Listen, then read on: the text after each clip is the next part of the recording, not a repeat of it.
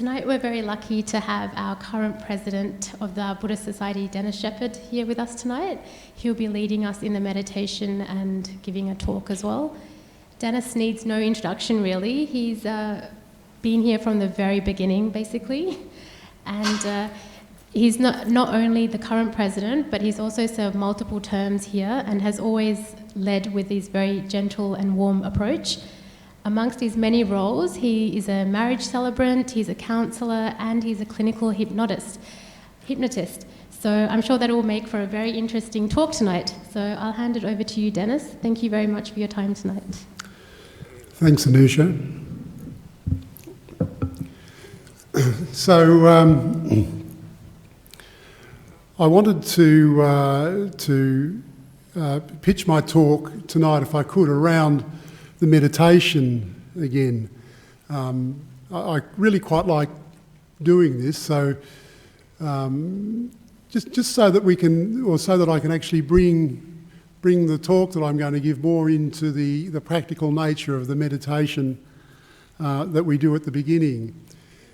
Because in the meditation that I do, I very much like to do those two aspects of what the Buddha taught with Anapanasati meditation, where we have the samatha side, which is the tranquilizing or the relaxing side of the meditation, but then also to give some time during the period of meditation over to vipassana, or just to insight.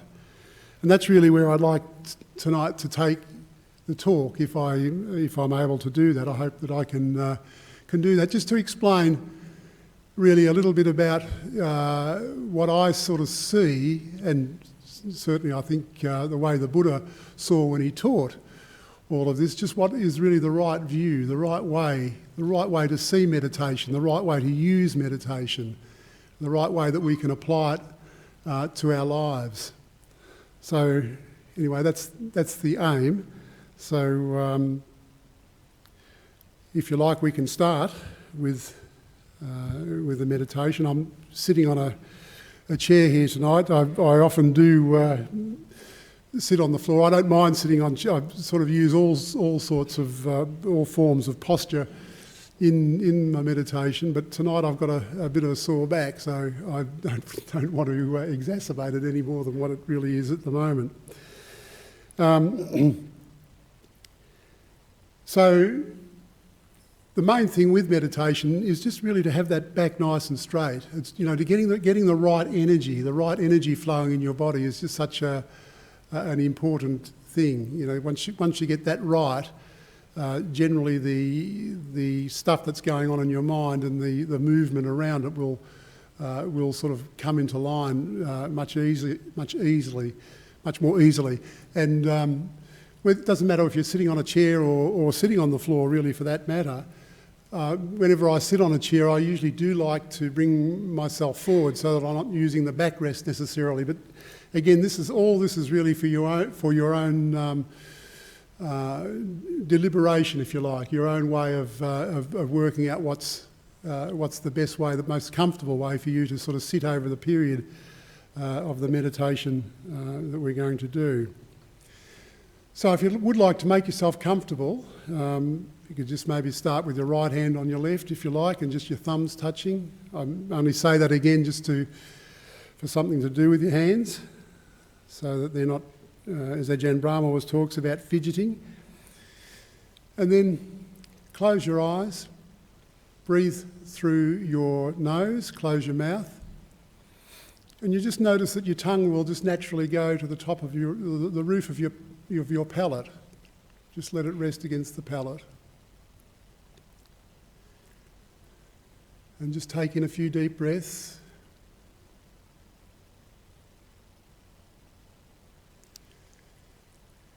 And then it's always good in meditation just to make an affirmation to yourself that for this next period of time it is going to be a meditation time, and that you'll just apply yourself to that.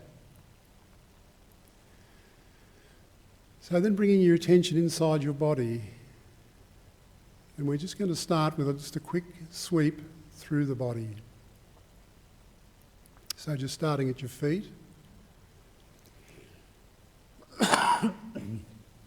Starting at your feet, and just maybe you can feel your toes on the floor, or maybe you can feel the socks around your skin. Just so that you know it's there, and then just move your attention up through the arch of your ankle, into the heel, and then just round where your ankle articulates. You can usually kind of get some sense of what's happening there in your foot. And bringing the attention up through the lower half of your legs, through the calf area, and perhaps you even might want to just move to the front and just see if you can notice the shin. I always think that you can sometimes even feel the hardness of the bone that's there. Then up to where the knee articulates again and bends. Then move around into the thigh.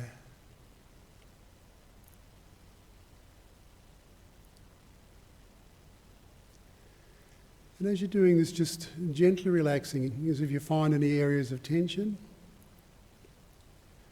Just put your attention there and just let it relax.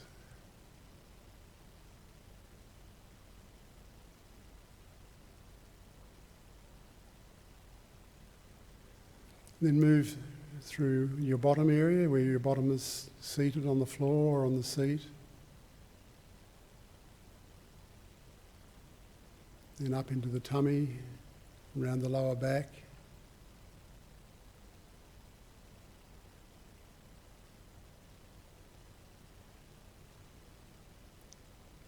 You may even start to notice some little internal movements that are going on. Little gurglings or rumblings in the tummy.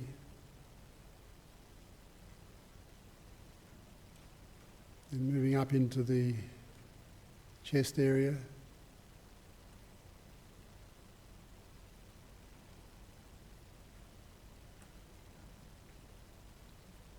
Around the heart. And just all the movements and little rhythms that are going on there.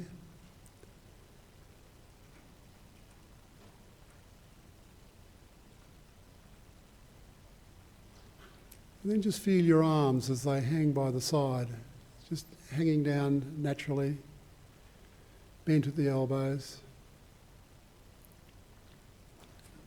Again, articulated at the wrists. And then moving into your fingers.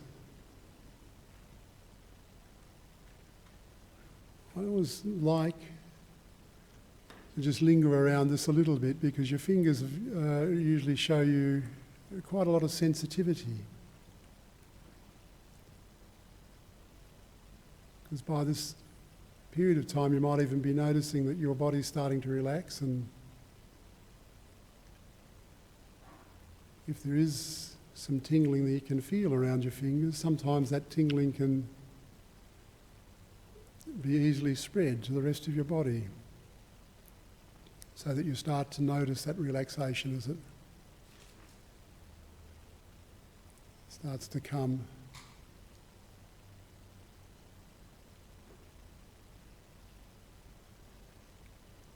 And moving up through the upper back into the neck, into the head area.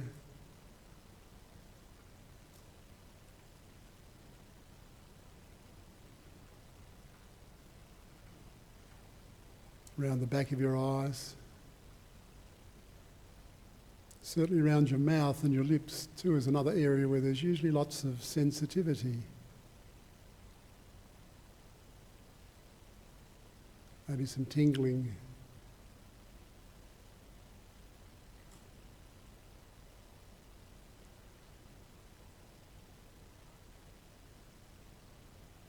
Then the top of your head. Usually always activity around it there.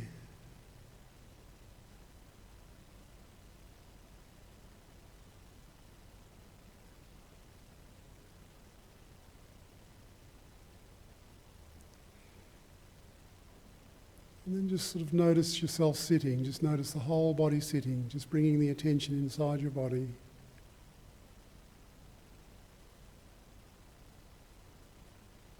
Just relaxing yourself and just reinforcing that affirmation that this period is for meditation.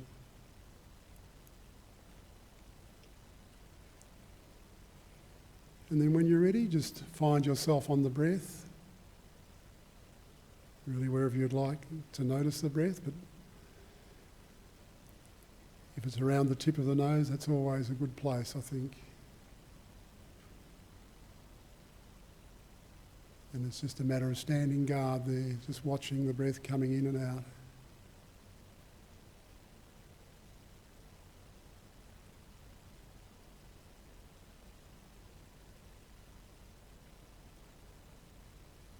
You can usually notice the breath as it just touches the tip of your nose.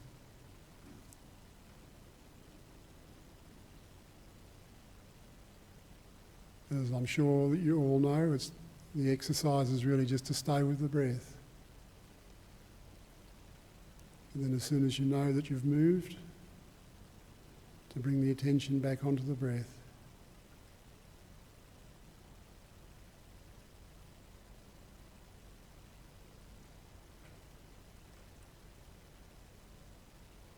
But just trying, if you can, to relax into the breath, just seeing this as a beautiful time.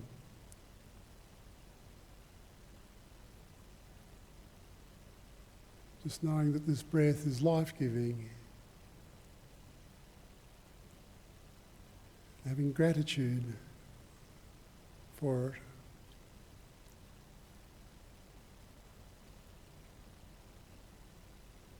It's beautiful breath.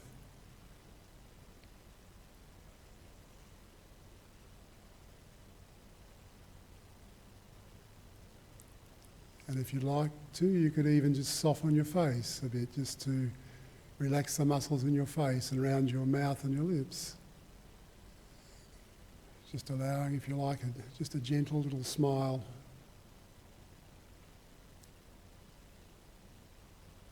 So that you're not too tense.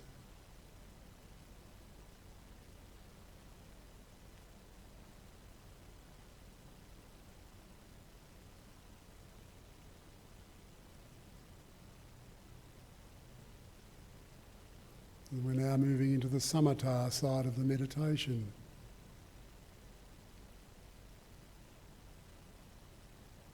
Relaxing, tranquilizing, concentrating.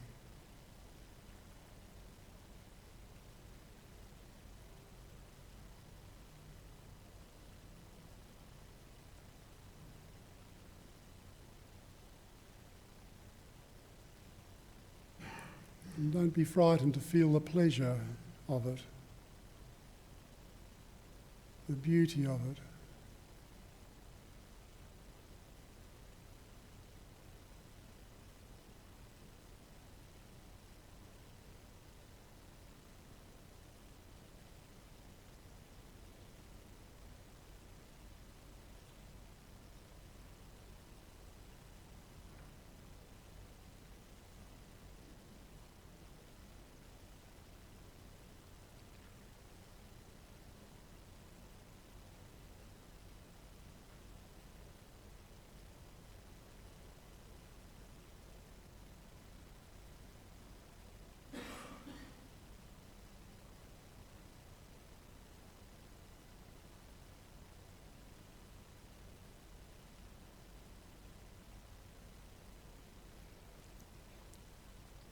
What I'd like you to do tonight is not to take notice of the words that I'm speaking. You can just really disregard the words and just stay with the relaxation.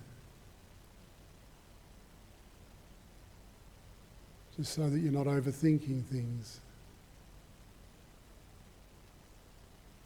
Stay with the pleasure, the beauty.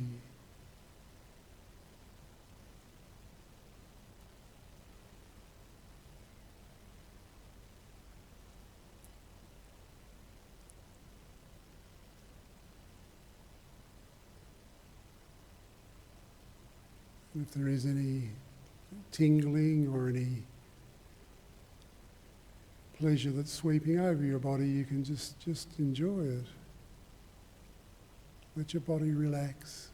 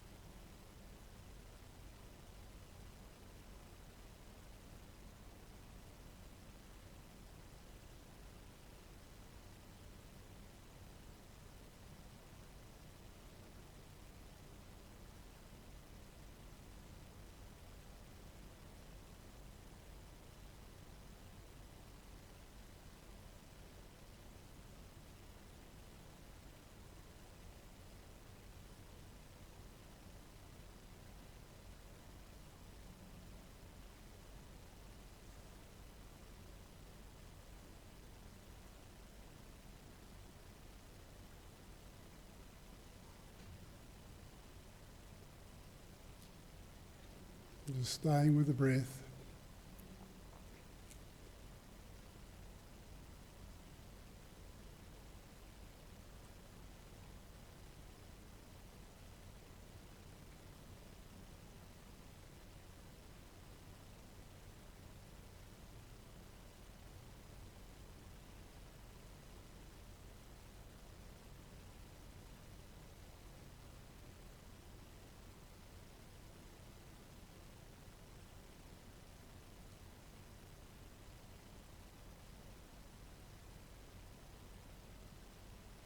Just starting to notice now as the relaxation is starting to come, and hopefully any movements in your mind, any thoughts are starting to be a little less. Just notice the way that sort of builds like a density of concentration, a density of pleasure.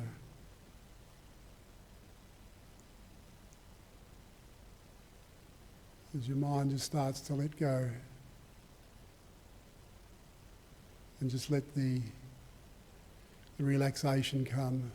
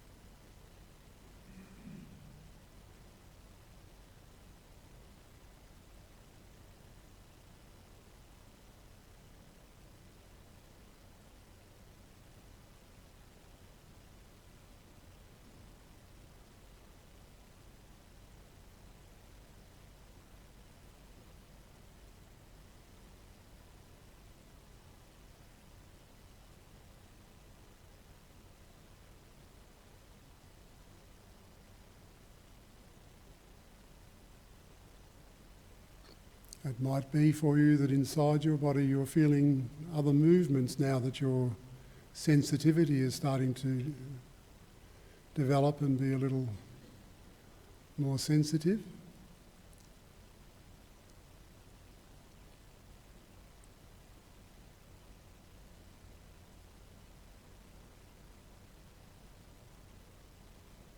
But just stay with the breath.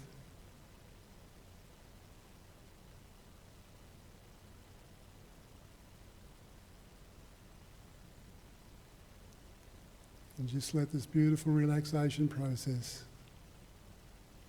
let it take you over.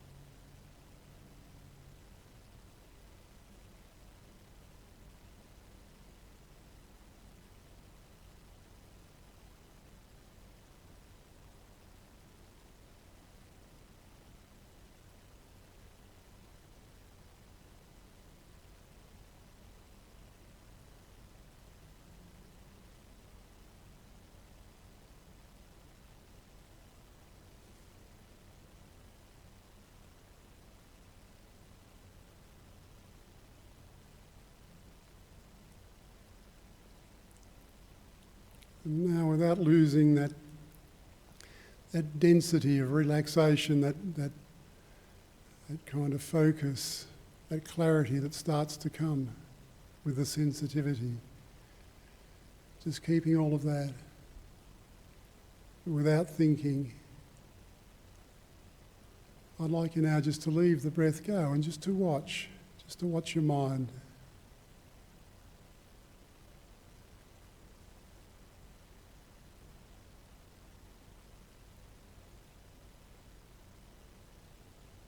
Just so that you start to get an idea of what mind is like when there's no thoughts.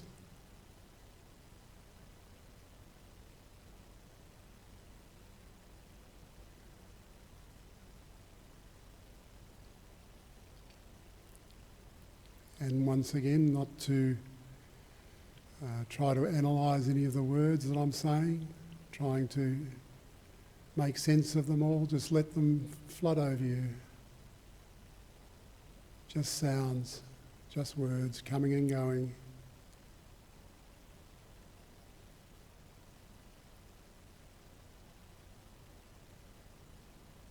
But just to keep the mind still, without thinking, without movement.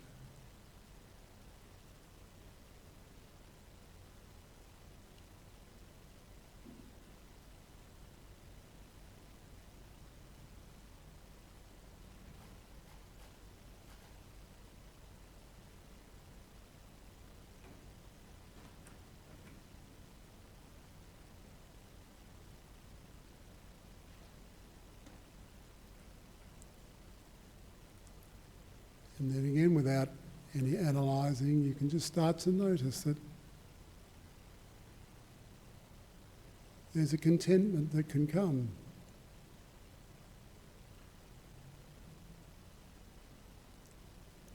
A deepening beauty. A more subtle pleasure.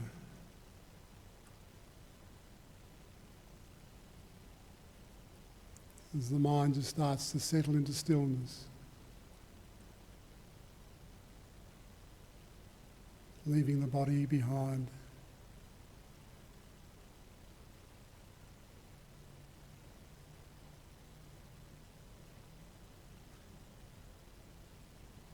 And just settling.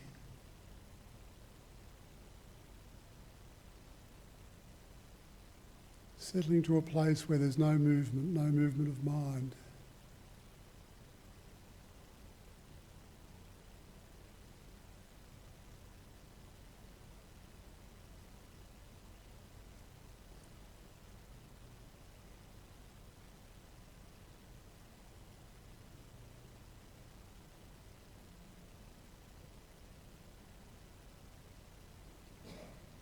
You might even start to notice what some people call the sound of silence.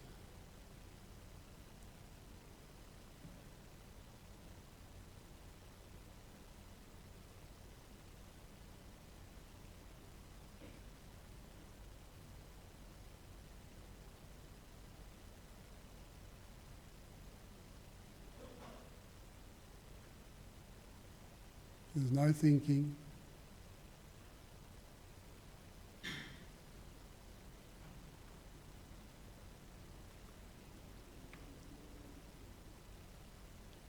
Just the beauty of the relaxation.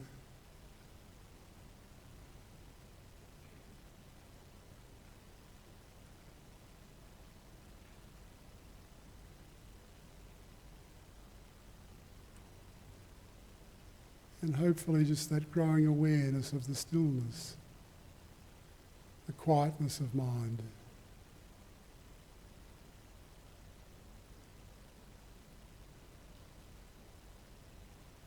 And the clarity that it can bring.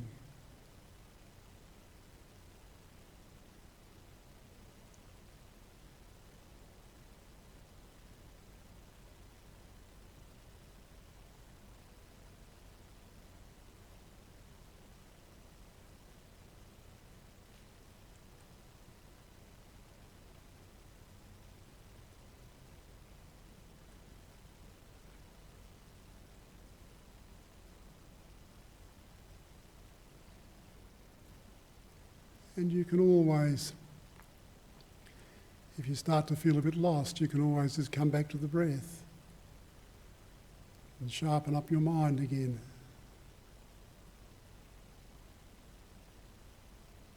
And then just to allow the focus that comes, just to let you relax into the stillness.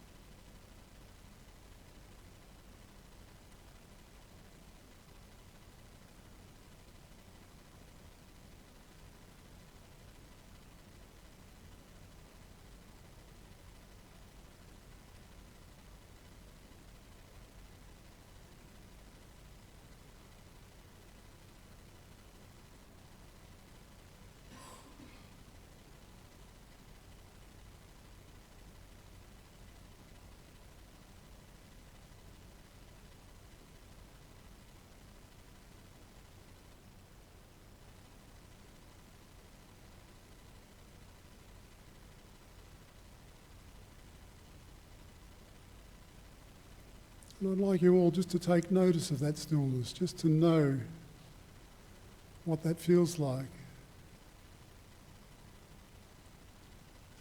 To know what it is that you're looking at, subtle as it is.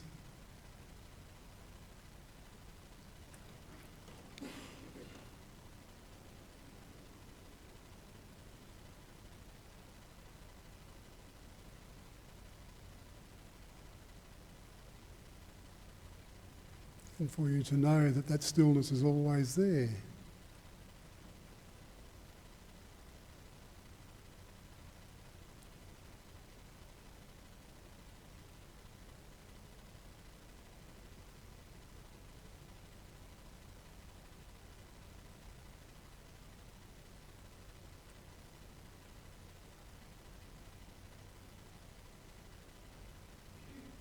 And you can know beyond any doubt that that stillness is always there, just beyond the clutter of your mind, of the normal mind, the clutter of thinking. And when we just restrict the thinking a bit and allow ourselves to relax, that the stillness just comes forth.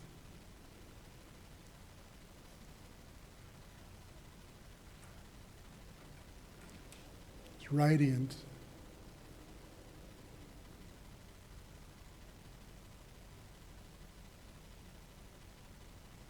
And it's truthful.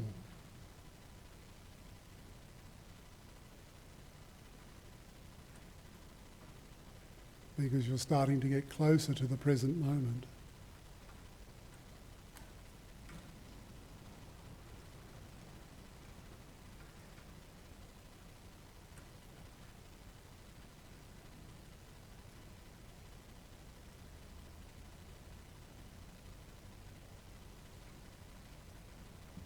We started on this wonderful process to unification.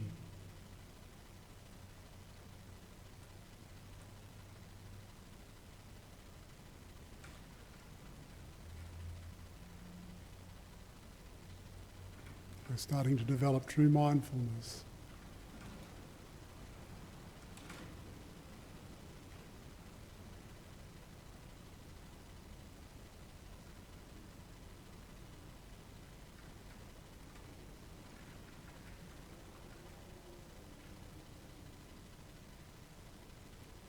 Just being mindful of the stillness.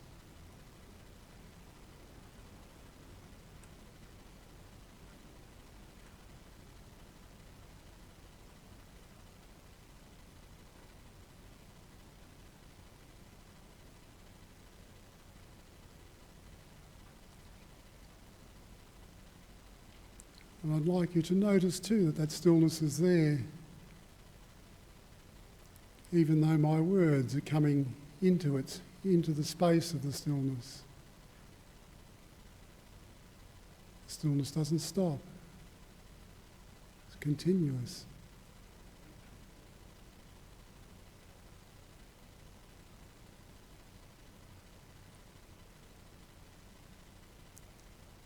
And now that you're focused on that stillness too, you can notice that the wind outside is still there. You can start to notice that the wind and the external is still all there, but the stillness is right there.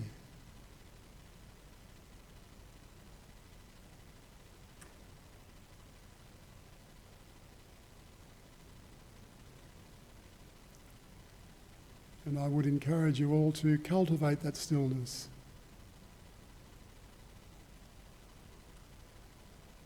To be mindful of it and to bring it forth all of the time.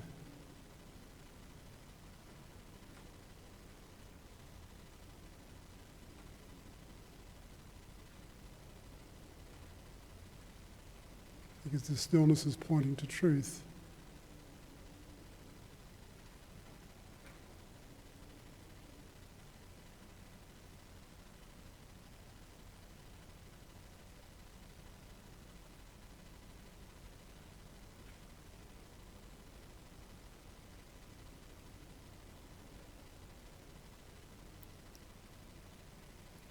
I'm going to ring the bell in a moment,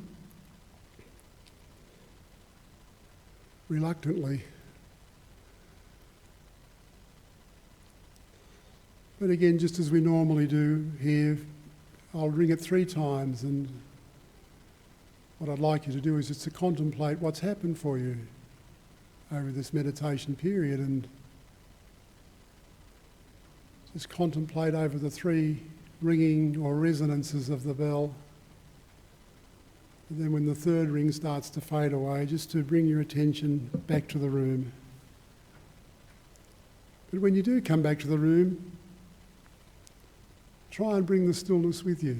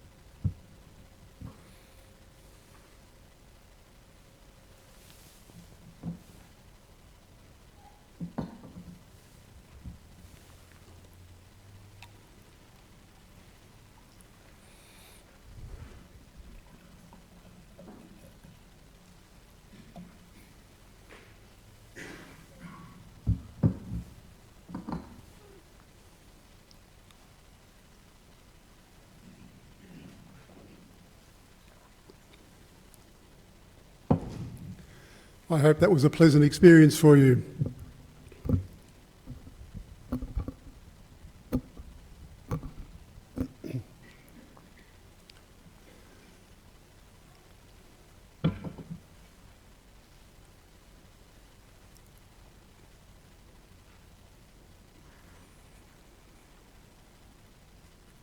Because I'd like tonight, if I can, to pitch my talk around what we've just experienced there, or hopefully everybody experienced. Did everybody get an idea of what that stillness was? Could just maybe a show of hands? Did everybody sort of, yeah, that's good. Yeah, I mean, I know this is, there'll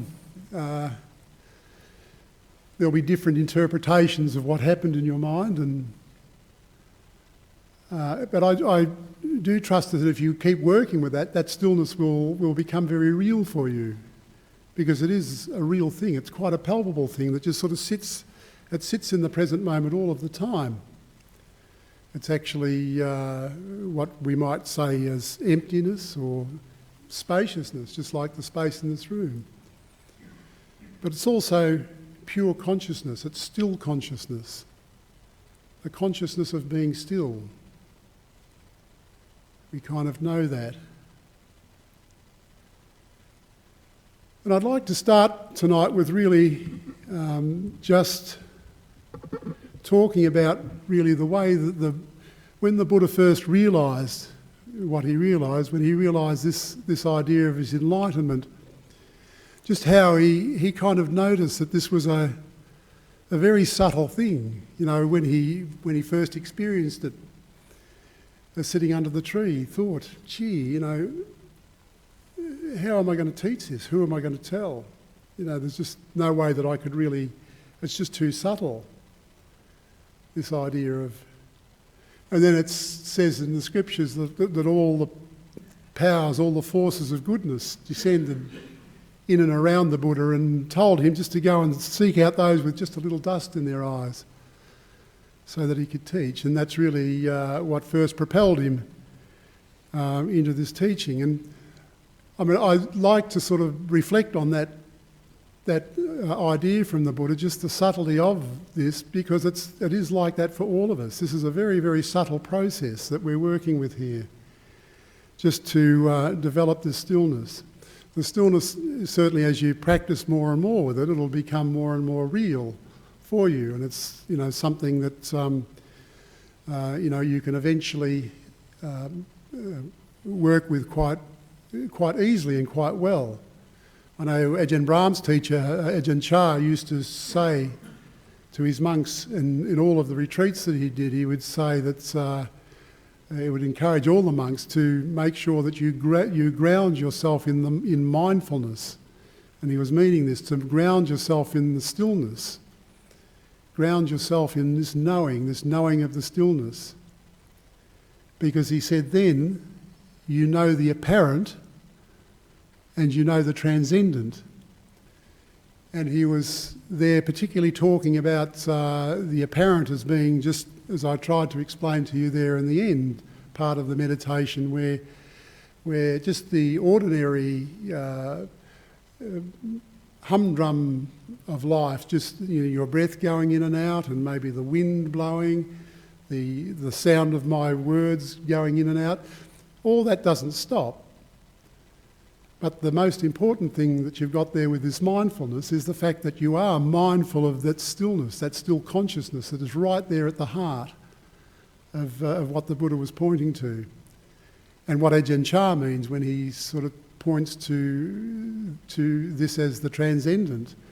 So he's saying that, you know, when you know what the stillness is, you can see where it is that your mind will go beyond, go deeper beyond what is apparent, what's just apparent in the world.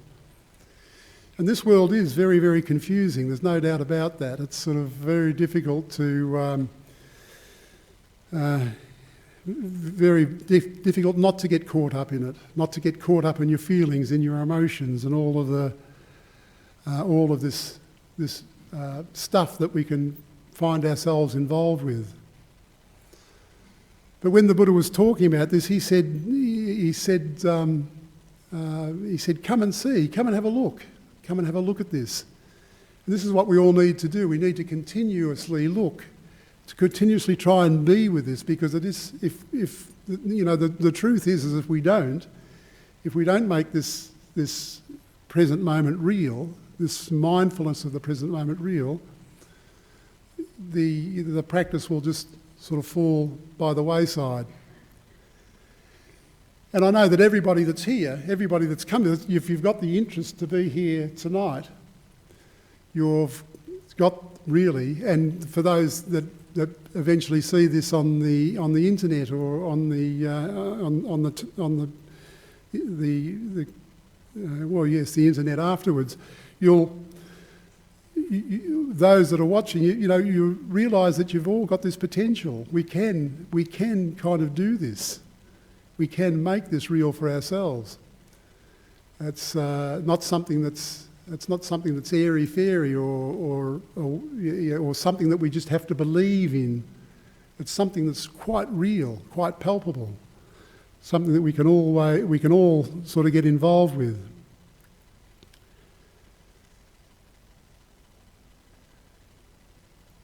And again, I say this too because it's important for us to know that the Buddha wasn't a deity. He never sort of claimed to be a god or anything like that. He was just really an ordinary person. In fact, I always love the story in the suttas where the Buddha, was hearing from different people. There was a lot of people that were kind of criticising him for maybe sort of saying, "Oh, you just think you're a god or a demigod," and that he was kind of speaking hubris all the time. And when the Buddha heard this, he called his monks together and he said to his monks, he said, "I teach only two things."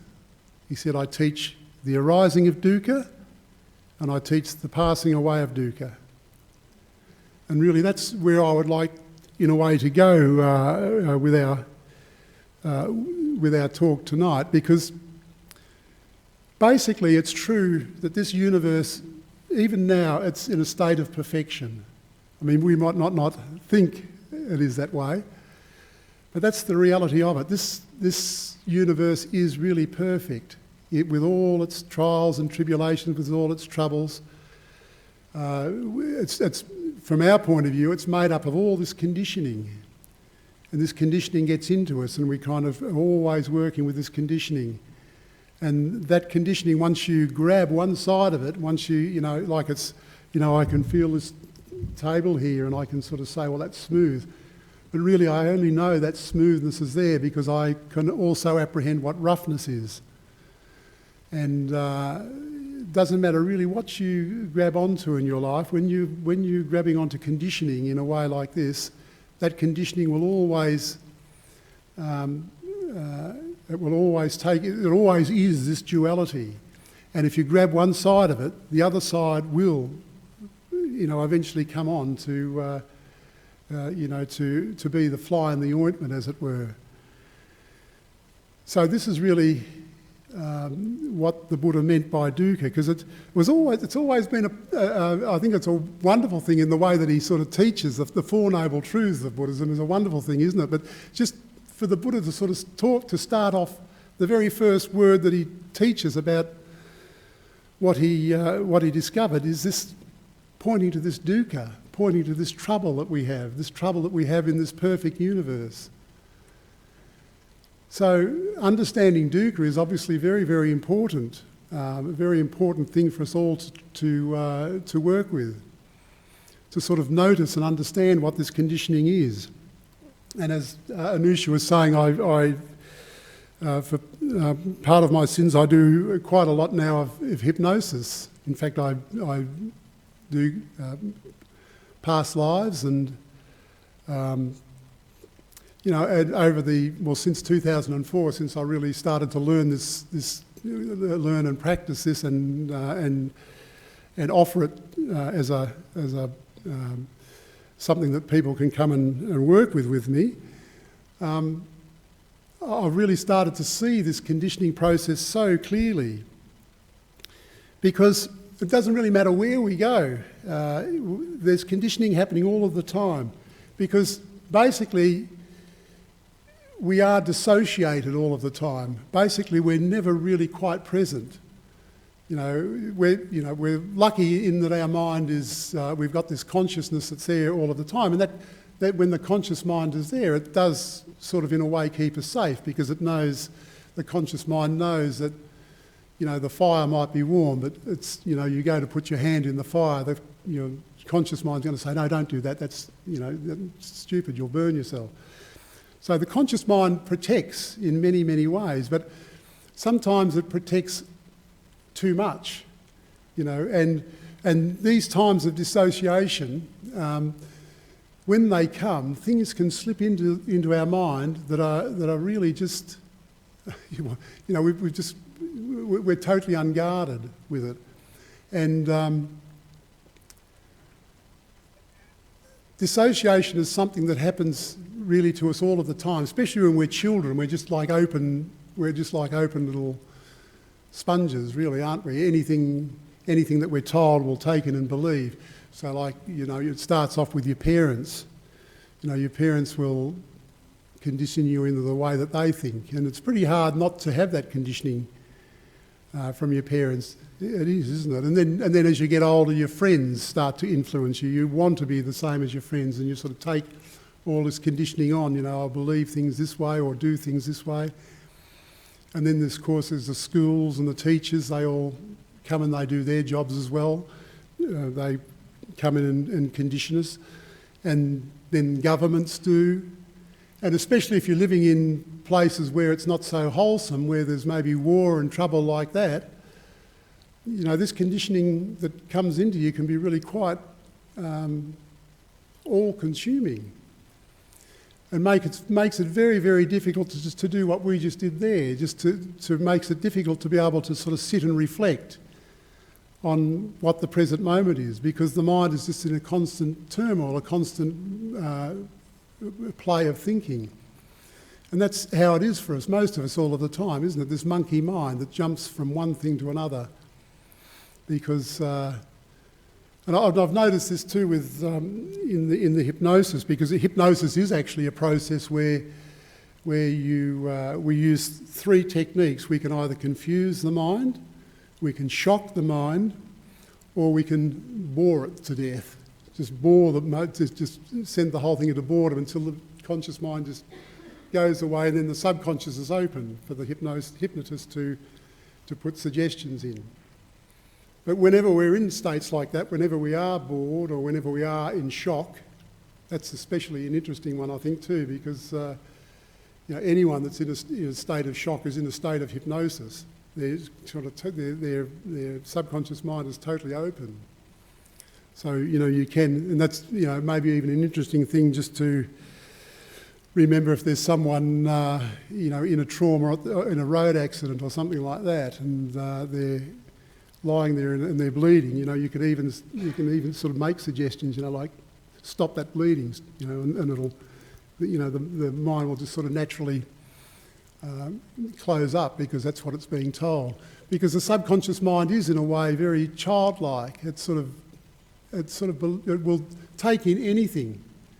It's only really the conscious mind that we've been conditioned with that protects us from that from that trouble that can happen like that. So this conditioning is really, I'm really just trying to make the point to you all that this conditioning is really very, very overwhelming for all of us. And it never really stops, and there's nothing really wrong with that either. I'm not sort of saying this to to try and say that this is all wrong, because it's probably the way that our minds have been conditioned and developed is probably the reason why human beings are on the top of the food chain, and why we're in the position that we're in now, and and that we haven't been made extinct, like the saber-toothed tiger or other animals over evolution. But when you start to see that dissociation and the way that the conditioning comes in, you really do start to get an idea of why the Buddha made this dukkha the first noble truth, why he asks us to understand what dukkha is. And then, as this talk goes on a bit, I'm just going to say a little bit more about the second and third noble truth, because they're very important too. The second noble truth is really just that dukkha arises. Dukkha has a beginning. Dukkha is born. There's a point where it starts. But then the third noble truth is really where dukkha finishes, where it ends, because anything that starts will finish. And I suppose just sort of thinking of the perfection of this universe and the way that everything is sort of so balanced, and everything has this valence, if you like, these two sides that are always sort of in harmony, in balance together. But then I think of the way that the Buddha thought about this, what he actually saw in his mind when his mind became so still. He was able to see just absolutely wondrous things about the universe. I just was just thinking about some of the things, like he was able to see like the different scales that are involved in these beginnings and these ends, the beginnings and the ends of things. Like if you think of the scale of the universe, 14,000 million years. What a time. How do you even get your head around that length of time? But yet the Buddha somehow he saw that scale. The Buddha knew what deep time was. In fact, when he was asked really where all this began, it was one of the questions that his disciples asked him, he said, where did all this begin? And the Buddha said that he'd been back in his mind over 24 kalpas, and he said no beginning can be seen. Now that's a very interesting statement, because a kalpa is like one universal cycle. That's what he meant by that. One kalpa equals one universal cycle. And to give his disciples some idea of just what that means, just the length of time that means, he said that if you go and you get the finest silk cloth from Benares, and you go once every 100 years and you drag that silk cloth over the hardest and highest mountain in the Himalayas, by the time that mountain is worn to the ground is the time of a kalpa.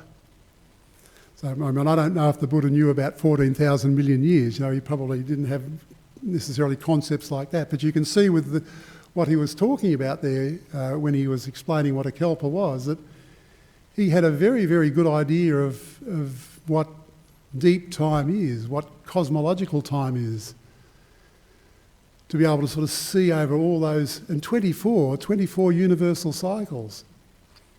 And then at the other extreme, he saw consciousness itself, and this is this consciousness that we were just looking at ourselves before, just watching I was talking to you there a little bit about that's what some people call the sound of silence. Ajahn Sumedho used to be a good one like that. Maybe some people in the room that will remember Ajahn Sumedho when he used to come and teach here. He always talks about that. I think it's also a concept that quite often they often talk about in yoga. But you can start to appreciate yourself when you're looking into your mind and you're watching that stillness. You can notice that it's a feedback cycle. It's going out and it's coming in. It's going out and it's coming in. All of the time, it's feeding back. And that's really what it's like. Just really very similar to like if you put a microphone in front of a loudspeaker, how that squeals. That kind of, that sensation that we're experiencing there is like that feedback. It's kind of this still consciousness going in and around, round and round. So, and he talked about that. I mean, there's some dispute about this, I know, in the sutras, just about just what he talked about. But there's certainly is a group of or schools of Buddhism that talk about him calling these little feedback mechanisms here kalopas, so which is just a different word than kalpas, but just meaning very, very small. But he did say that this consciousness feeds back countless, the words that he used was countless times in the wink of an eye. Countless times in the wink of an eye. So, here you've got a man that's sort of looking just only into his own body, as he says, into his own fathom-long length of body, and he could see the scale of the universe, but he could also bring his mind right back into what we talk about now as quantum time. Times that are just so infinitesimally small that he could sort of see that too, but to see the beginnings and ends of both. Now, dukkha comes in all sorts of forms, and there's all kinds of scales in our mind, isn't there? I mean, we can watch a breath. A breath comes in and a breath goes out. Or we can watch a day. We can wake up in the morning and as the day begins, we go to sleep at night and the day ends. A year begins and a year ends. So there's all sorts of ideas that we can sort of bring to this idea of beginnings and ends. But the thing is that if you've got that stillness there to be able to use as a datum point for yourself, you can really start to notice the way that this conditioning does begin and end. It has the propensity to be able to begin, to start. You can sort of notice sometimes things starting. Oftentimes you don't notice, so you're already sort of involved in something. But then endings too. Endings I know are sometimes very difficult to watch. Like difficult to watch the end of your life, for instance. But then on the other hand, we tend to love beginnings of life. Don't we? Love little babies. We can sort of see. Ajahn Sumedho, again, you can tell I was a little bit influenced by Ajahn Sumedho. I was well conditioned by him. This conditioning coming into me from Ajahn Sumedho. But he used to talk when he was saying about little babies, and how we love little babies, and even coochie, and oh look, he's just shit himself. Oh, little baby, but isn't he so cute, so cute? But you do the same thing with there might be an old man lying in the bed in the nursing home, and you do the same thing to do it, and he cacks his pants, and it's not quite the same thing, is it? It's not.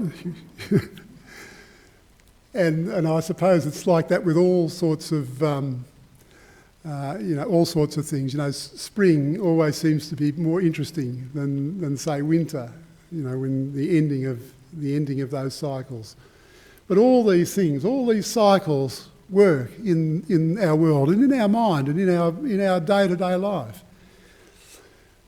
Now, if we can start to notice that second and that third noble truth, the beginning of conditioning, the beginning of dukkha, the ending of dukkha, we start to notice that as it begins and then it ends, we can start to notice that against this stillness. And then we're really starting to cook with gas, because we can actually, we've got this datum there, this stillness, we know what we're looking at. As Ajahn Chah says, we can see the transcendent. We know where all these things begin, and we know where all of these things finish. They finish in the stillness of our mind. But that takes, doesn't it, a little bit of getting used to understand just what that actually is, because we're so caught into the conditions of our life that we don't really notice that there's something deeper underneath those conditions. And that's what I was trying to emphasise tonight in the meditation, which I hope that you did start to sort of see that or understand that a little bit. So understanding dukkha is certainly a very, very important part of Buddhism, of the Buddhist path.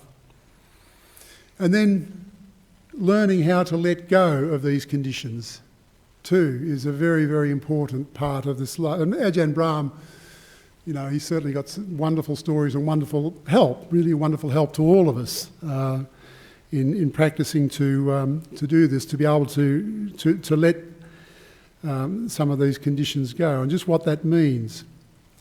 And I was sort of pointing that out to you trying to do that in the meditation too, just to start to see where contentment is in your mind, just to start to notice the contentment that can come when that stillness is there. And you're starting to really understand the truth. You're starting, and it's more than truth though too. There's once you start to see this, there's a beauty. It's just wonderful to sort of bring that beautiful experience into your mind and into your body, just to know. You're starting to really know yourself, starting to really know what this world is, what this universe is. And that contentment just sort of naturally follows. And you find that grasping that when we go out and grasp onto the conditions, grasp onto our anger, grasp onto our desire, grasp onto our lust, grasp onto our greed, you can start to notice that, and start to notice too the opposite of all that. Notice how we push away with aversion, how we don't want to be with that. I don't want to be with that. I don't like that. I don't want it. And it's really the same as desire, isn't it? But it's really, again, just these two sides of the one coin. We've got, the desire on one side and the aversion on the other. But when you can bring those two things into balance in your mind, there's kind of a wonderful thing happens, and that's what I'm pointing to as this contentment. And then there's the next two things that really you need to keep looking for, I think, and that is really the balance of energy in your body, the balance of energy in your mind. So just start to get to know what restlessness feels like, what it feels like when you're that wound up. I just can't sit here anymore. I've just got to get up and walk. I've got to do this. I've got to leave this place. I've got to go somewhere else. This restless, this constant kind of drive that drives us on, discovering more things. Let's get to Mars. So this kind of restlessness that sort of propels us, just to it's not, and again, I'm not saying that it's bad, not bad to sort of think things like that, but to be able to notice that restlessness that's there. And also its opposite, restlessness, and the other side to the coin of that is the sloth and torpor that comes with it, the sleepiness. In fact, I often contemplate this because I think that sleep is probably it is just one of those things that is naturally in the human condition because of these situations, because of this situation of dukkha, the situation of being constantly bombarded with all of this conditioning that we get. Now, those four things that I've just talked about there's the desire, the aversion. I've talked about restlessness and the sloth and torpor, or the sleepiness. Those four things are the first four elements that the Buddha called the hindrances in our life. There's five of them, 5 hindrances. There's one more hindrance, and that last hindrance is a thing called doubt. And that's kind of I find that really quite insidious because, I think doubt can really hold back. I think it holds back many people from really acknowledging that they are able and capable of sort of seeing what the Buddha saw. Because I think we are all capable of seeing what the Buddha saw.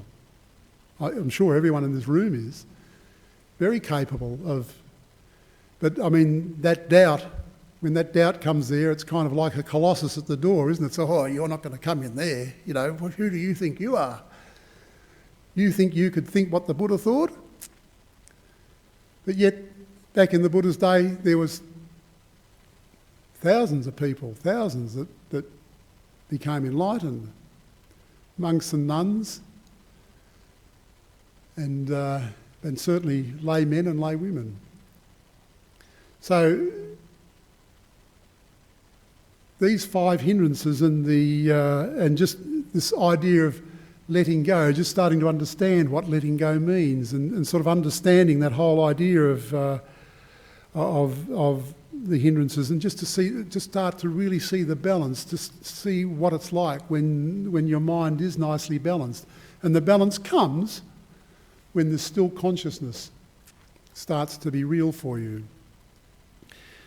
And of course, there's the other parts of the Eightfold Path too are really, because we've of course, I'm trying to show here a little bit about the right view and the right intention, which are the first two parts of the Eightfold Path. But then, of course, there's the whole moral line that's in there too: right speech, right action, right livelihood. So doing all those, getting all those things nicely balanced, again, because it's pretty hard to sort of do this kind of work if you're, if you've decided to make your life or to earn your living as a contract killer, say, or a professional thief. It's just very difficult to sort of sit down and say, I'll just make my mind still now. It's not sort of really possible to do that. You do need to have that, and the Buddha said, we need to have that kind of a level of... He's not talking about us being goody two-shoes or anything like that. We don't have to be that.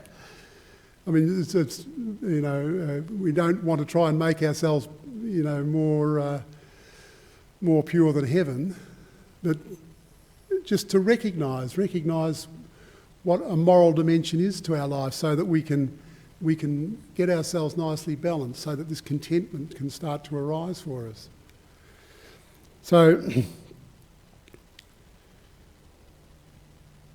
that's really all, that all kind of works together, and that sort of brings us then on to just the levels of awareness that we can see. And I've already just talked about consciousness before, and I've talked about subconsciousness, especially subconscious in hypnosis is really a wonderful thing to work with, really, subconscious, because I do a lot of this work, a lot of stillness work subconsciously with my hypnosis clients. I think it's really good, because you can really inculcate just what it means to be still.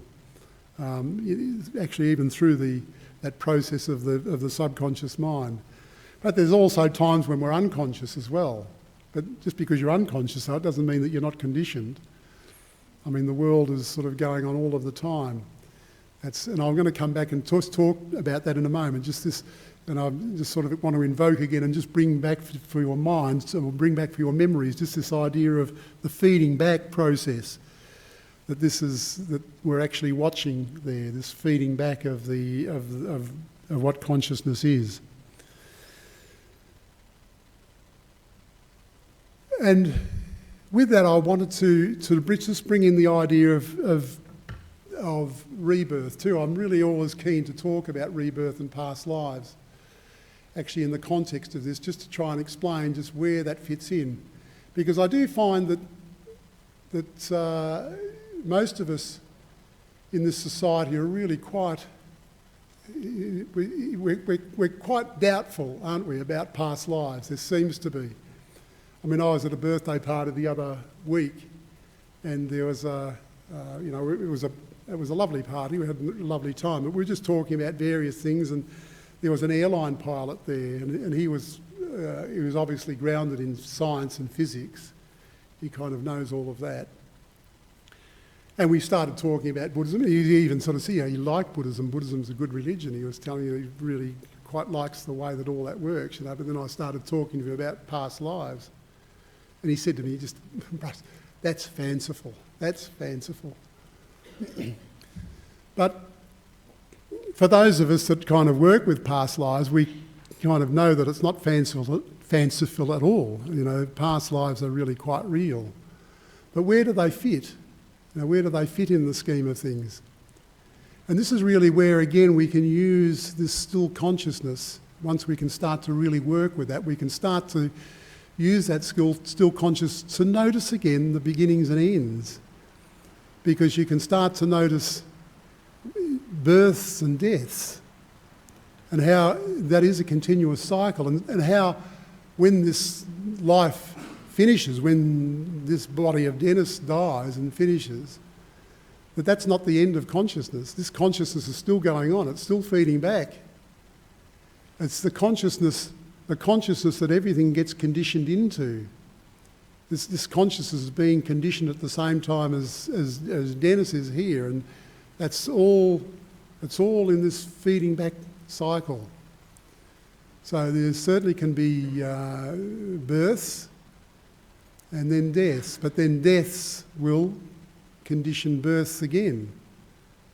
And all these births are really coming from the universe. In fact, it's useful to contemplate this by thinking about, how people work with the Dalai Lama. The Dalai, because I always was very, very confused about that. There was a really good guy in the Federation of Australian Buddhist Councils that was explaining to me. He's from a Mahayana tradition, because I never really quite worked out how the Dalai Lama got picked and how they did all that. But basically, it's kind of from a similar process that I've just talked about there a bit, because the Dalai Lama, at the point of his dying, he's kind of giving certain signals to certain people around him, saying, when I die, I'm going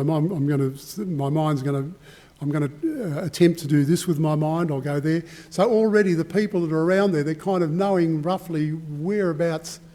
Whereabouts this is a rebirth for this person's going to happen, how it might sort of work. So the Dalai Lama dies, of course, and then once he's died, there's not much you can do really after that, because that conditioning is basically the conditioning of say the Dalai Lama is not there, but all of the conditioning that is ready to sort of start a new birth, though, is still out there, and it's these other monks then that go around and they kind of have all these little tricks and tips of how to find who is the right person. They're taking along different pieces of equipment that they might have had, and they're kind of and you've got to also remember that these people are very, very, they're very proficient practitioners too. They're not kind of ordinary people in a way, because their minds are very still. They're very insightful, very clear, and so. But in a way, it's like the world again through these monks and the attendants that the Dalai Lama had. They would go out and kind of find him again. They'd find him in the world, and then that's really how that. I didn't think that was a bad explanation really for something that I really didn't know anything about, or I couldn't really figure out what that meant. But I can certainly see this conditioning process in me, this conditioning process that's going backwards and feeding back out into the world all of the time, just the way that I affect the universe and how the universe affects me. But you can take that even further by kind of looking a little bit deeper at that too, and sort of noticing that you really do, every one of us, we really do have quite a profound effect on our universe. Because when I'm looking out here and I'm looking into this room and seeing the people that are here, I'm seeing this is my world, my universe. This is Dennis's universe in a way. But as you look back at me, you're looking at your universe. You're seeing your universe the way it is. Now, this is a sort of a very quantum mechanical thing. If you know anything about physics, you'll know that this is sort of where it gets to when you start measuring things, in very, very fine detail. And just very quickly, I don't want to sort of go to, because it's just too complicated and probably boring too to sort of go too much into physics. But in physics, there's three ways to measure things really. There's the Newtonian way, like when Isaac Newton, brought forward his principles, that was really, and it's today is still, like in everyday circumstances, just to use his formulas is very, very accurate.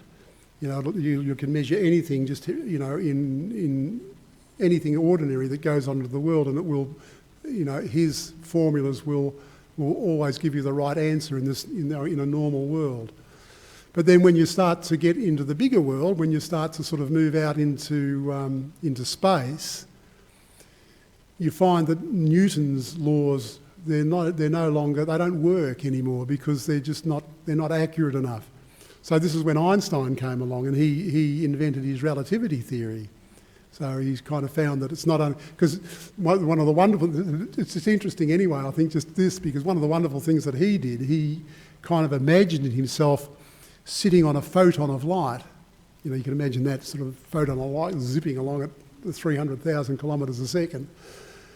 But he imagined himself sitting on a photon of light, and then he realised that if he did do that, that he could cross the universe in no time at all. So that no time would elapse if he could sit himself on a photon. And this is really how he worked out his theory of relativity, so that and now of course, you know, whenever the NASA scientists or the space people and that use anything that where they're travelling long ways away, they've got to bring this relativity theory into practice. Otherwise their sums don't add up. That doesn't work anymore. So this relativity is very important in big scales, wide scales. But then, of course, coming along the other way and looking back into the smallness, into the quantum mechanical world, you know, that became even more weird, because that was something that Einstein himself couldn't hack that in the end either. But he said famously that God doesn't play dice. When all these other physicists were sort of explaining to him how quantum mechanics actually works. But I think that the Buddha actually saw really just how that worked when he was there, when he was alive on the earth, because he, you know, this quantum mechanical way of looking at things, when you start to measure things in that way, you start to come back to this idea of individuality. Like just let me explain that there's two main theories, I think, in quantum mechanics. There's called the Copenhagen Convention, and then there's the many worlds model. The Copenhagen Convention basically just says that every particle, everything that exists in the universe, whether it's the smallest particle that they smash up in the particle accelerators, anything at all that comes into existence, any physical particle, has a place. If you like, you know, I like to imagine it as like a library with shelves. You could say, you know, there's that atom there, and there's that atom there, and there's that electron, and there's that and that and that. But every little particle has a place. That's basically what this Copenhagen Convention says. And you can take that a little bit further with the many worlds model, because now what they say with that is that not only is it particles, but every universe has a place and has a reality. And it's not only that, but not only the universe that we live in, but any universe that's potential, like you might think of something but don't do it. But in actual fact, if that universe, you know, in quantum mechanics can go on and have its own reality. So you have all these kind of, it does your head in. You can't really think too much about these sorts of things, but that's really how it is with us. I mean, you know, when I look out here, this is my universe.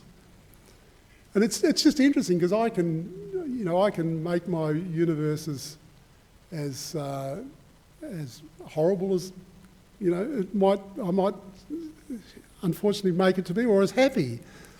But I always notice that if I try to make people in my universe happy, I'm happy. It's a funny thing, that, isn't it? You kind of, the more good you try to do out there, the more content you become. But the more you try to to muck things up for people, the more you muck things up for yourself. You know, because you are all part of me. We're all in it together. In fact, I sort of realised this a few years ago, because this consciousness, this still consciousness, has a quality that I call, well, not what I call, it's actually just a word that's a good word. It's called fungible. Still consciousness has this fungibility. And probably the best way to explain that too is again, I was listening to a guy on Radio National. He was talking about the government and how the government, they have this ability to impose taxes on it. But they won't say, oh, we're going to make a tax for you, we're going to tax you. They usually do something like, they'll come and say, oh, no, we're going to have a Medicare levy, or we'll have a tax on the rich, or something like that. They'll sort of couch it in other terms. But this guy was saying that, but the thing is, though, once you get all the money in and it all comes into the Treasury, you can't look into the Treasury and see all the notes and that lined up there and say, oh, that bit of money there is Treasury, that bit of money there is Medicare money, or that bit of money there is a tax on the rich. Because money is fungible. It can be taken and used in different ways. And it's the same with consciousness. We all use consciousness. We can't still consciousness. We can't say that this bit of consciousness is mine, or that bit of consciousness is yours. This consciousness is something that's there for us all, and we all use it. But then we've got this strange quantum mechanical kind of idea too, that this is my world, and looking back to me, this is your world. So it's quite strange to sit with, and you really this whole Buddhist idea is the way that he talked about it and explained it is this idea of just this gentle inclination. You've got to just sort of stay with it and be with it and just gently incline towards it until you can gradually start to see the truth of it, gradually start to see the truth of this universe, and then you'll start to see that this birth and this death that we have is just part of this perfect universe. It never ever stops being perfect. But there's a little, just in that part there, I want to just read you a little verse that the Buddha wrote in the Dhammapada. And I think all this is very relevant to just what I'm saying here. It's my favourite. This is my favourite. It's always been my favourite verse. Strangely enough, it was Ajahn Sumedho's favourite verse too. Anyway, it goes like this: heedlessness. Oh, sorry. Let me start again. Heedfulness is the deathless path. Heedlessness is the path to death. Those who are heedful do not die. Heedless are like the dead. It takes a little bit to sink in that's verse 21 of the Dhammapada. But when you realise what the Buddha was saying there, you can really see how he was pointing to this perfection that's here. It's perfect right now. This universe is okay right now. The perfection right there, the stillness is there. But the thing is about this stillness, what I wanted to sort of talk to you about now, and just probably the most startling thing about it, is that the more that you look at it, the more you come to terms with it, the more you start to understand this stillness, you will eventually see that the stillness too finishes. Still consciousness finishes. Consciousness comes to an end. Comes to an end in the present moment. And this is what the Buddha called cessation. Cessation. And when you realise that, you really realise why the Buddha could write a verse like that. Heedfulness is the path to the deathless. Because once you realise that, what is death? It's the ending of a birth. But deeper, there's always a deeper part to it. Now, much too, I know I've got my friend Drew Bellamy over there probably would advise me never to do this, but I brought along, just to finish off tonight, just with what I'm talking about, I brought along a poem. He always tells me never to read my poems. But I do want to read it to you because I think that this poem actually encapsulates a little bit of what I'm talking about tonight, but it's also a reference to the Buddha. I've actually made acknowledgements of this in this poem to the Tathagata, Tathagata. How do you say it, Brahman? You say it better. The Tathagata. Anyway, I want to tell you first of all about the Tathagata, because this is something the Buddha called himself this. The Buddha said he was the Tathagata. And he was talking about, it's a name that he'd given himself. I'm just reading what I've got here as a definition. I got this out of a Morris Walsh translation of the Buddha's teachings. But there's also, I want to attribute this second part of it to a monk called Ajahn Amaro. He's actually now the abbot of Amarawati Monastery in the UK. But anyway, Tathagata is a name the Buddha gave to himself and by definition others who realise his path.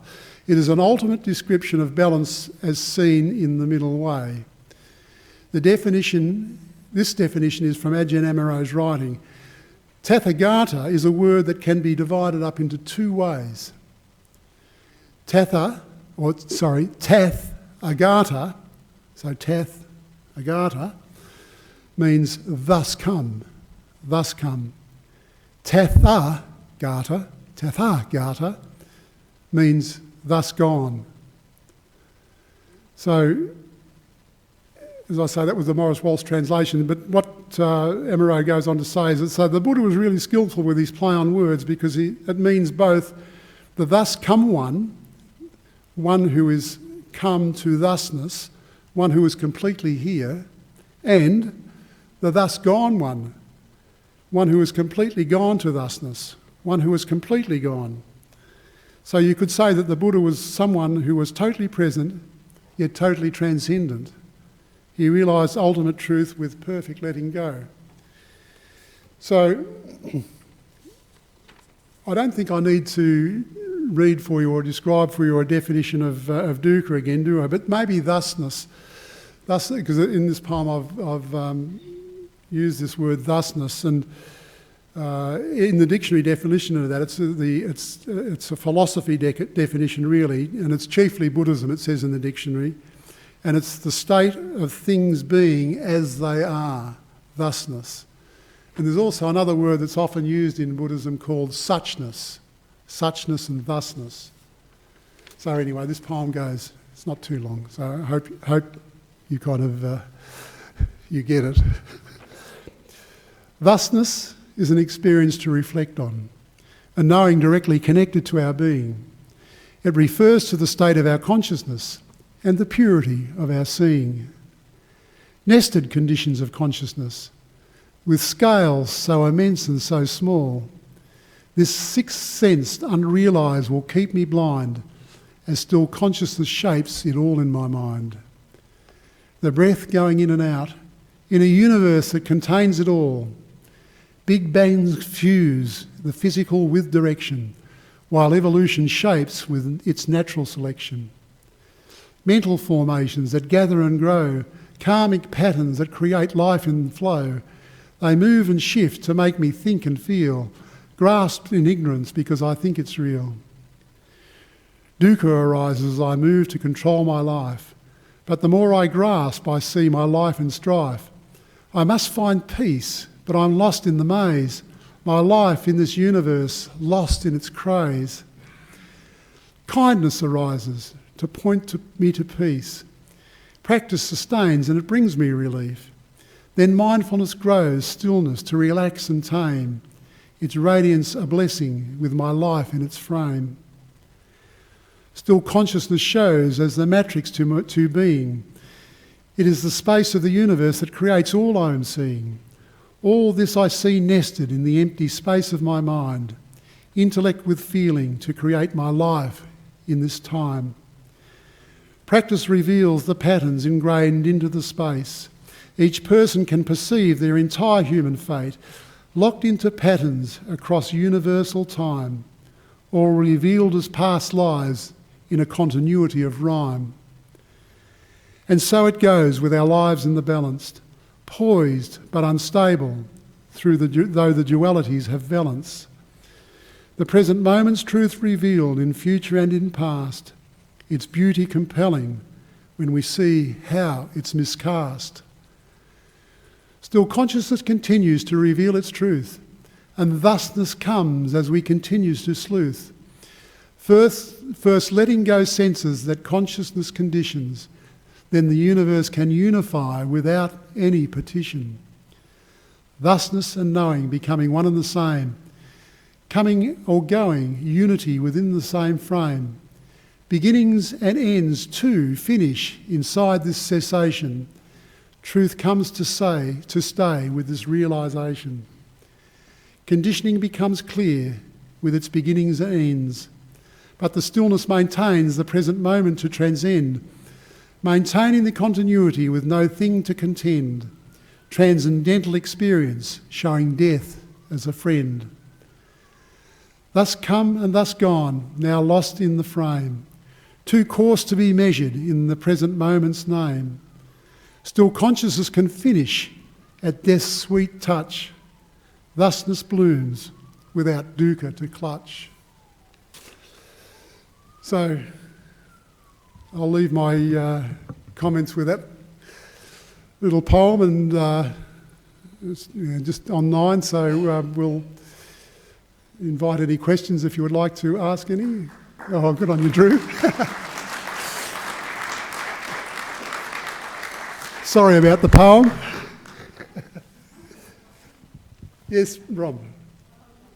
Oh, hang on. Oh, there's a. Oh, sorry. Yeah, you can have a copy. Thank you. Anyone got any questions? Not a question, just a thank you for tonight. It's always, I'm sure you used your hypnotism on me, because I just go in such deep states of bliss, stillness, and tonight so much more clarity, which was wonderful. Speaking of conditioning, I'm surrounded by illness, by my father's close to death, and I've got friends in terminal cancer. And what really helps me is in my car I play Ajahn Brahm's retreats over and over again. And in the evening or any time when I'm really frazzled, overwhelmed, I have the Jewel of Liberation, Jack Cornfield's. Just amazing. And it makes such a difference. It really does. It brings me so much peace in such difficult times. And thank you.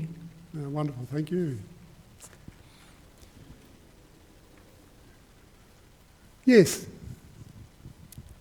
Hi, Dennis. Thank you for your talk. I enjoyed it very much. Sometimes I think for new meditators, such as myself, my experience of meditation is not peace and contentment. It's kind of difficulty and strong emotion and these types of things. So do you have any tips? Is it just persevere and try and see the peacefulness and the beauty in there? Yeah, absolutely. I think that's yes. I mean, I'm not unaware of what you're talking about. I've kind of I think everybody, when you start meditation, has difficulties and problems with it. But you can just with some of the little tips that I was doing tonight, you can just physically change. Sometimes your mind, it doesn't always work, but you can just, no, I'm not going to think that way. I'll look at that in a different way. Just to and this sort of idea of gratitude and gratefulness that you can come, even just watching your breath. This is life-giving. It's sort of bringing life into your body. Such a wonderful thing, really. Such a beautiful thing. And I think that if you can sort of start to sort of turn things around a little bit like that, and the other thing to use, of course, in meditation is always the metta meditation. Is always a great thing to do, just to sort of turn your whole attention to that loving kindness, and find things that you can really appreciate and really love, and go with that. Yes, Brom. Maybe he'd like to try Vipassana. Sorry? Vipassana meditation. Say again? Vipassana. Oh, Vipassana. Well, yeah, but that can be just as hard though too. Vipassana's... Just like walking and just feeling different movements. Oh, you're not feelings too... of Yeah, body walking and- minutes. Yeah, that's fine. Yeah, when you're talking about Vipassana, I'm thinking about the 10-day courses that are usually done with Vipassana meditation. But yeah, no, that's a good suggestion. Walking, or just sort of relaxing, being with nature. All of this kind of thing is so good. You know, when you are feeling tense, just to go down to the park or just go out into your backyard and watch the ants, watch the birds. Just let nature come into you.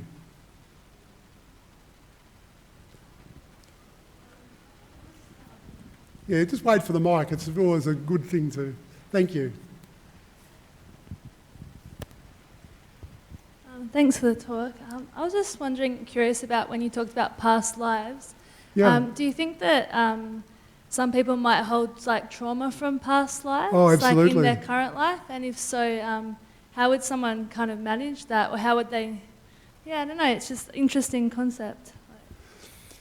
Well, that's certainly very true. There's and it's true. You know, I mean, I've seen a lot of people that have had something that's come up in their life that probably has skipped a couple of lives even. You know, something that was, you know, obviously not just recent, but sort of a long time back. And but when it comes for them, when that person is able to sort of see what that reality was back there and they can let it go, it's kind of a wonderful cathartic kind of experience for them. I'll maybe just tell you the story about one lady that's, when I saw this lady come, she was, you know, she was really quite an attractive woman anyway. She was, you know, in her 40s or so, but quite a, you know, you could see that she was quite well-to-do but was just a really lovely person too, you know, really, really nice on the inside and the outside. And then I was sort of, when I was doing just the pre-talk that you usually do, you know, I was finding out from her that was kind of true in all of her life. You know, she was telling me how she'd had wonderful parents and she'd done well at school and topped the grade, and then she found the beautiful husband. She's got a wonderful married life, and she's got children, and the children are all doing well, you know, and I'm thinking, oh, what are you here for, you know, this really wonderful life. And then she says to me, but the trouble is, you know, since I've been maybe 5 or 6 years old, she said, I've had this kind of idea that I wanted to kill myself. I've had this suicidal ideation there all of this time. You know, I mean, she's been able to sort of live her life quite well, but nonetheless, this kind of blight has been there for her. So we did some hypnosis, and she went back, and the first things that she saw was sitting on a dirt floor in a whitewashed little hut. And it sort of sounded like the surroundings she was talking about was a Celtic sort of thing, and it was sort of eventually, you know, worked out it was probably Ireland. And she was 16 years old, and she was in sort of a sack dress, and she was just lethargic, lifeless. You know, where's your parents? And everyone was gone. The parents had gone, and she was explaining to me that, you know, it felt like outside there was some sort of blight over the whole area, you know. So I sort of just, as I usually do, sort of took her through to a death, which just happened to be the next day. She died. She was on the same place. She just died on the floor, died on this dirt floor. And just talking about it afterwards, it turned, you know, like it was something like the potato famine or something like that she was involved in, just where people was just starving to death at the time. But for her, that was like an answer for this kind of suicidal ideation that, you know, that was coming to her. It was just something that once she'd sort of seen that and touched it, and when I say this, it's not that she just kind of recites this like parrot fashion off the. When you see people involved in hypnosis like this, she's kind of just totally involved in an emotional way as well as sort of reciting it mentally to me or intellectually for me. You could see that she was that girl.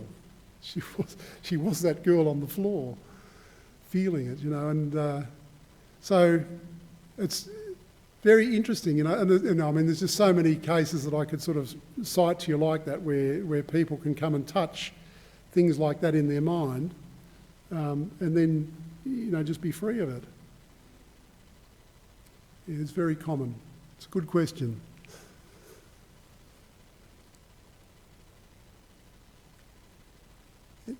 We're all done? Well, thank you very much for listening. We'll maybe pay our respects to the Buddha, the Dhamma and the Sangha then, and you can come and have a cup of tea or head off home.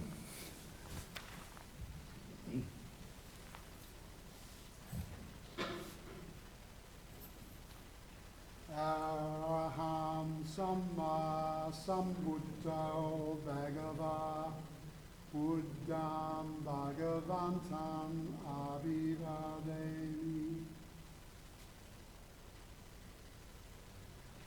Sukhata Bhagavato Dhammo Dhamma Namasami